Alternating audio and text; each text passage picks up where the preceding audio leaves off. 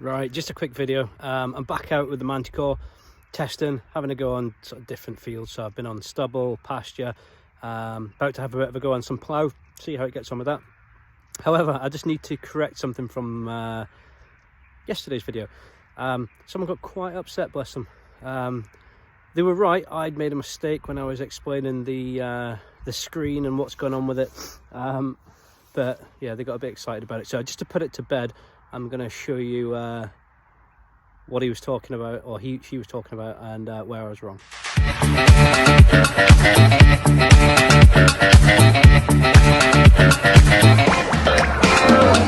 Right, so on the screen here we've got sensitivity up here, and I was talking about if you set the sensitivity too high, it then comes up in red. Like so, okay, to let you know that you're going to a real high sensitivity setting. When I was talking about that, I actually pointed at the ferrous indicator bar, the red bar that's flashing there. That red bar indicates that you're over ferrous. It's nothing to do with the sensitivity. This red is what I was meaning, but my thumb was pointed at that. So just to put that one to bed. Red means you're going into the higher sensitivity level. The red bar that flashes on there periodically means that you're going over iron. There we go. Right, hopefully that clears that up. Everyone makes mistakes. I didn't even notice I'd done it, but hey ho. So yeah, there we go. The red bar means you're going over ferrous. The sensitivity, once it goes into red, means that you're going into the high sensitivity settings. There we are. Right, I'm going to go and do some detecting. See you later.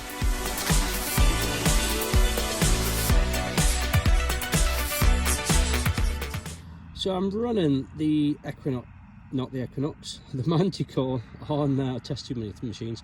Running the Manticore on high conductors today, so it's pumping out a bit more power.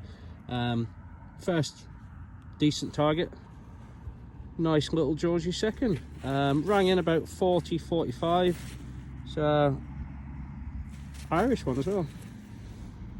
Yeah, so happy with that. Yeah, it's in good condition. I like this little pasture field. It's been done a lot, but the coins, because it's so sandy in here, you can see that sort of sandy soil come out in good condition like that. So hopefully there's some more to be found. One of the things that Minelab have advertised about the new Manticore is its enhanced EMI reduction, i.e. that it's supposed to be better at working against electromagnetic interference. Now, let me zoom in. If you see there is a phone mast, and these fields down here, as I get close to it, with the old Equinox 800, it was virtually unworkable. Maybe if you switch to single frequency, you could sort of work with it, but on multi, it just didn't want to work around that mast. But this thing seems completely oblivious to it, so that part is definitely working okay. So another signal here.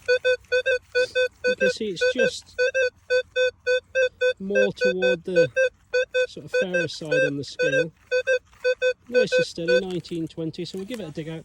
I've come to this area because I've had quite a few hammered coins out of this just particular area. I was hoping to find one today with the Manticore, just so I get a feel for what they sound like when they're actually in the ground. Anyway, let's see if we've got it out. No, it's still in the ground, just off to the side there. Hopefully that's it out. Yeah, it's just in the side somewhere. Give it a quick pinpoint.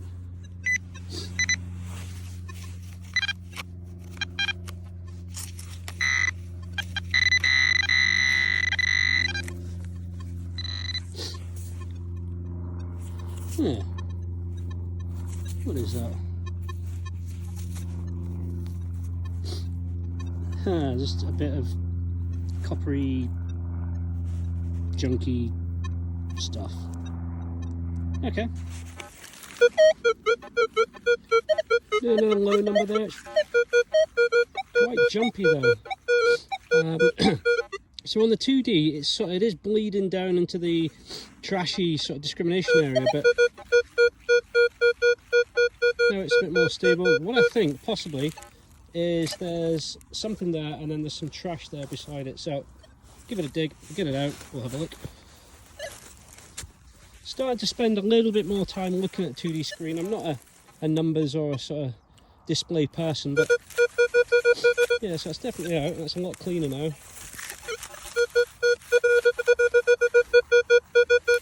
Still at a 13 or so. I don't know what it'll be, but is that it? No, I think that's a rock. Let's get the pinpointer out and have a look. Oh, there you go, I can see it. I think we have, yeah, it's still got a little button. So what I'll do is I'll run it over again, the hole, and see if there's some trash in there, because we're getting that sort of mixed signal then.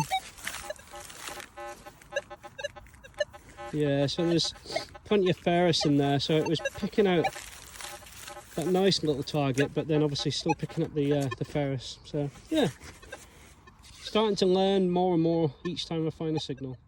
That has to be one of the most sorry for itself cartwheel pennies that I've ever dug. Even looks like there's a big chunk taken out, a big bite out of it. Really big high signal, like you get with the cartwheels. It was up in the 90s.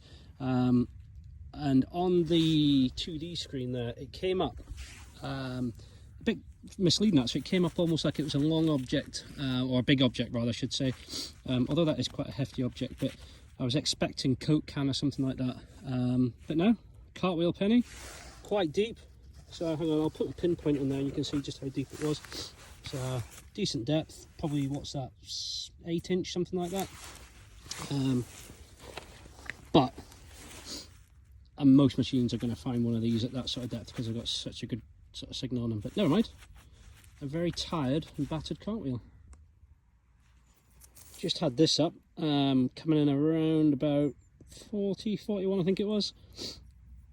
Rather nice. You can't see it on the camera with the sun, but there is some gold gilding on there, so I don't really want to, well, remnants of it, I don't want to rub it too hard, but it's got definitely got the look of a Viking mount to it,